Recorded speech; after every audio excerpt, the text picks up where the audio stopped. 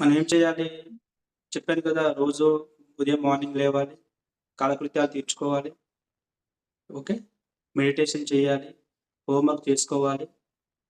Homework చేసుకున్నాక ready అయ్యాక తల్లిదండ్రులకు నమస్కరించి, పెద్దవాళ్ళకు మన ఇంట్లో ఉన్న పెద్దవాళ్ళకు నమస్కరించి, పాదాలకు నమస్కరించి, ఓకే. మమ్మీ వంటగదిలో మమ్మీ వంటగదిలో కిచెన్‌లో ఉందనుకో, మమ్మీ దగ్గరికెళ్ళి మమ్మీ పాదాలకు నమస్కరించి, అలాగే డాడీ పాదాలకు నమస్కరించి, మన ఇంట్లో అమ్మమ్మ, తాతయ్య, నాన్నమ్మ పెద్దవాళ్ళు వాళ్ళ పాదాలకు నమస్కరించి, అప్పుడు మనం స్కూలుకెళ్ళిపోవాలి.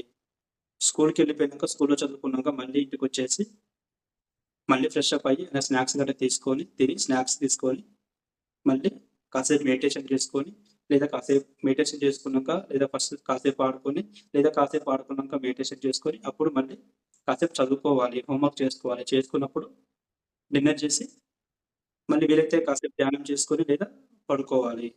ఇది చేయాలి ప్రెజెంట్. ఓకే. అందుకనే చెప్పాను. ఈ ఆత్మ అనేది చంపేది కాదు, చంపబడేది కాదు. అలాంటి వాళ్ళెవరు అజ్ఞానులు మాత్రమే అలా అనుకుంటారు. మనందరం ఏంటి ఆత్మజ్ఞానులం. ఓకే. నేను 10థ్ క్లాస్ ఫెయిల్ అయ్యాను. పోయి నేను